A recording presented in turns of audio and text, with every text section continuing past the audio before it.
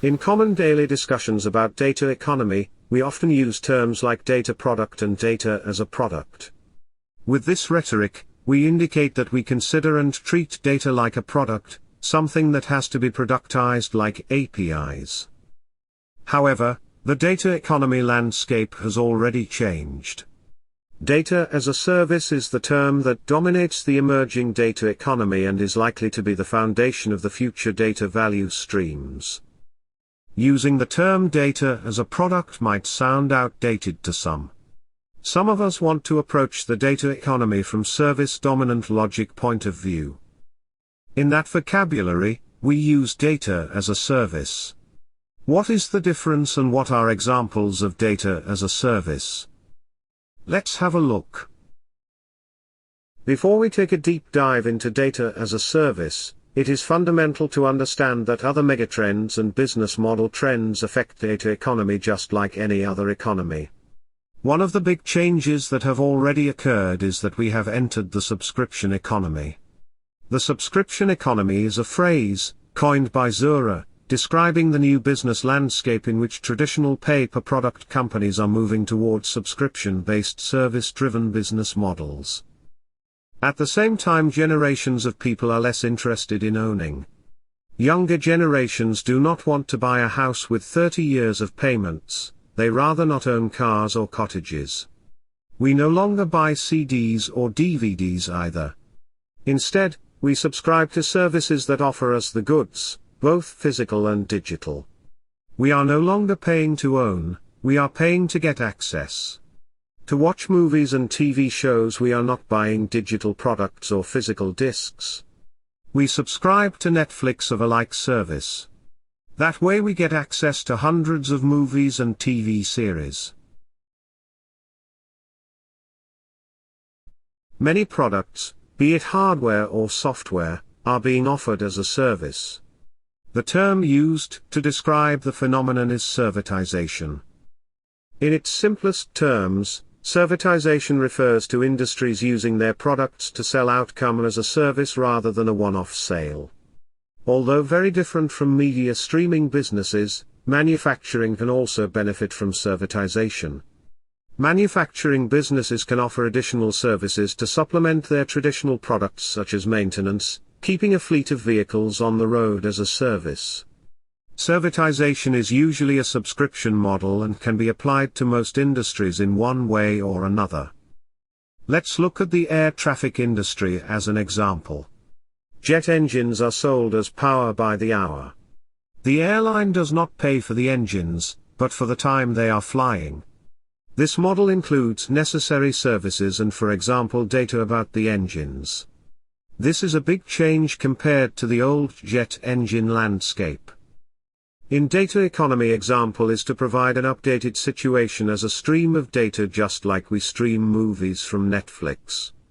We are not interested to own the data, we want to consume it to create value for our own purposes. With data instead of owning it, consumer wants to have rights to do something with it. Just like with APIs, which you do not buy to own, but to consume. In the data as a service logic, the product might be there, but what is sold and purchased is the service. Furthermore, the data as a product is not always even present since it's just a data stream. Limitations of usage, pricing, name, and all that traditional business logic are in the service instead.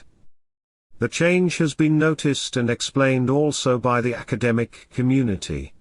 What we are witnessing is the age of service-dominant logic.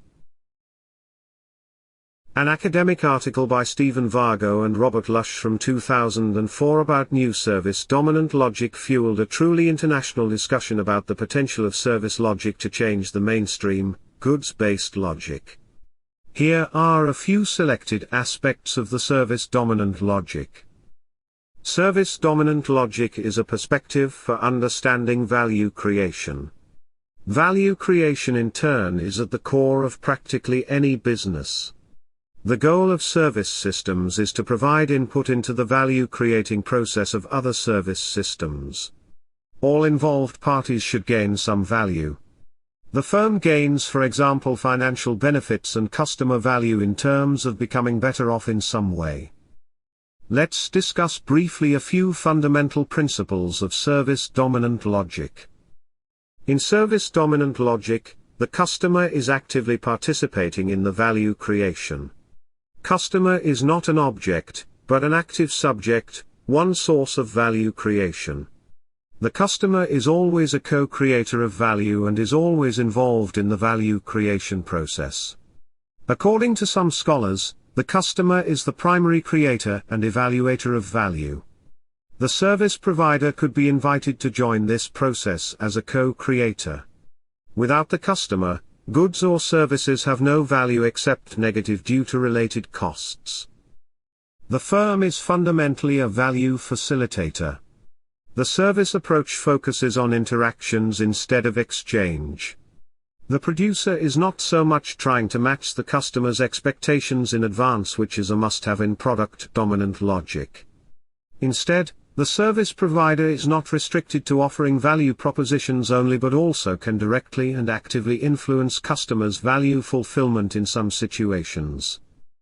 Service is more about the process than the result. According to research, goods are a distribution mechanism for service provision.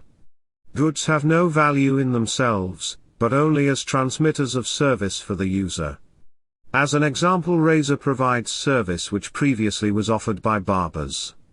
Goods are one of several types of resources functioning in a service-like process, and it is this process that is the service that customers consume. Instead of luring consumers to the exchange process, the old goods-based, we are geared towards facilitating interaction. Given the above, the claim included in service-dominant logic is that it is all about service. Now turn your head towards the data economy. Keep the things in mind we just discussed. Here's a stereotypical drawing of how the landscape of data as a service might look. The drawing is focused on data monetization and how to do that.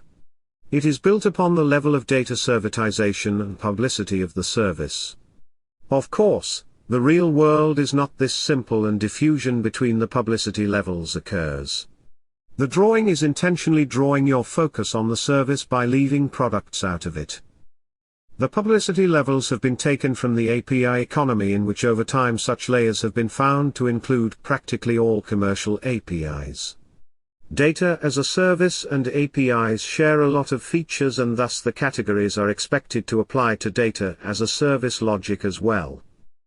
In the lowest level of servitization is data which is servitized to gain speed and increase reuse and usability. Currently, data scientists use 30% of their time to prepare data for later use. Servitizing the data will decrease the time needed for processing it. Data at this level of publicity and servitization is intended mainly for internal use. Consuming internally your data as a service does not sound like something to take a big role now.